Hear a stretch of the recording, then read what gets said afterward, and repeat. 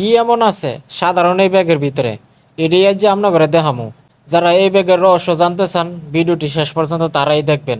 আর যারা মনে করেন যে আমাদের পক্ষে এই ভিডিওটি দেখা সম্ভব না, তারা চাইলে এই ভিডিওটি স্কিপ করতে পারেন এই মুহূর্তেই। ব্যাগের রহস্য উদ্ঘাটন করার আগে আমরা করে দেখাইতাম চাই 500টা টিয়া লইয়া বাজারও গেছিলাম। কয়েকটা বাজার করছি দিয়ে ফকাট ওরা টিয়াই নাই। একটা দুধ আনলাম, দুধ আনছি, একটা সেমাইও আনলাম, কারণ অনেক দিন ধরে মন চাইতেছে দুধ আর সেমাই খাইতাম। তারপরে দেখলাম যে ডাউল নাই, আধা কেজি ডাউল আনলাম, আধা কেজি নাকি এক ফা মনেও নাই। আচ্ছা আপনারা যেটা মনে করেন এটাই। 2 কেজি পেঁয়াজ আনলাম। এখন পরে দিয়ে আলুও লাগবো, আলু ছাড়া তো আর মাছ গোছ খাওয়ান যায় না। তো আলুটাও আনলাম, বাঙালির তো আলু এই সব। এই 500 আর বাজার গুছাইতে আমার 5 মিনিটও লাগছে না। বাজার গুছাই পরে দিয়ে যে রাইতের খাওয়ানোর ব্যবস্থা করন লাগবো।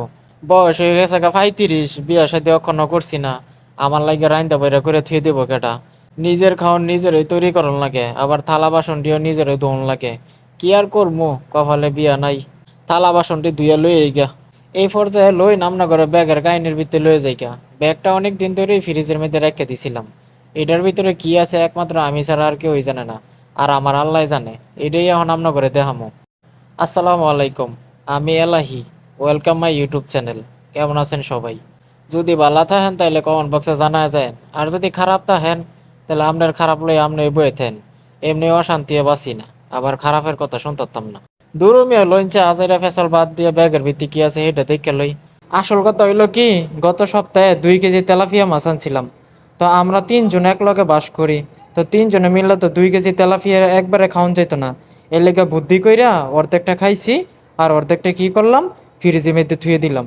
তো অনেক দিন পরে আবার এটা বাইর করলাম, বাইর করে এখন রান্না করার জন্য ব্যবস্থা করতেছি।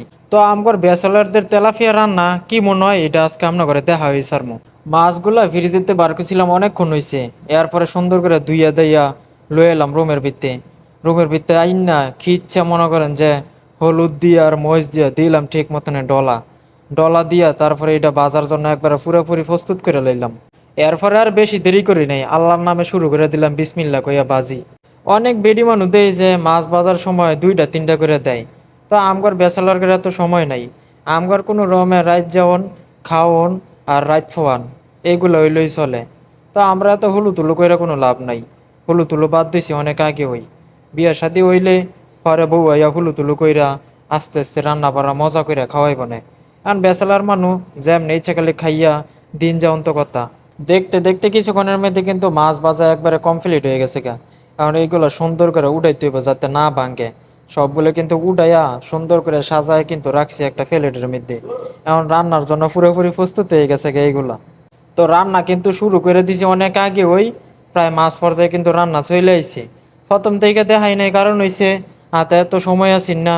তারপরে পেটটা খিদে শুশু করতেছে, এর লেগে হুলু তুলু না কইরা কেমনে খালি রান্না তাড়াতাড়ি শেষ করবো সেই চিন্তা খালি মাথায় আসিল। তো মোটামুটি পেঁয়াজ, আলু, লবণ, পানি, মাছ একলগে দিয়া লাড়াচাড়া দিয়া দিলাম আল্লাহর হস্তে চুলার রূপে দায়িত্ব দিয়া। এখন যা করার চুলাই করব, আমি খালি বয়ে বয়ে দেখমু। দেখছেন মাছটা একবারে কি গ্রেভি হইছে, অসাধারণ। রান্না কিন্তু খুব খারাপ না। বেডি না হইলে কি হইব, বেডিগর মতন কিন্তু রান্নাটা ঠিকই আমরা পারি। রানতে রানতে অভ্যাস হয়ে গেছে আর কি। তো অনেকক্ষণ ডাইকে রাখতে হইবে এটা, কারণ ডাইকে না রাখলে স্বাদরা আবার ভালো হইতো না। তো দীর্ঘ কয়েক মিনিট ডাইকে রাখার পরে মনের ভিতরে কোসর মোসর করতেছে, বয়া যে থুয়ে দিছি কি মন জানি হয়। চুলার রূপে দায়িত্ব দিয়ে একবারে নিশাদিন ফিরে থাকলে হইতো না।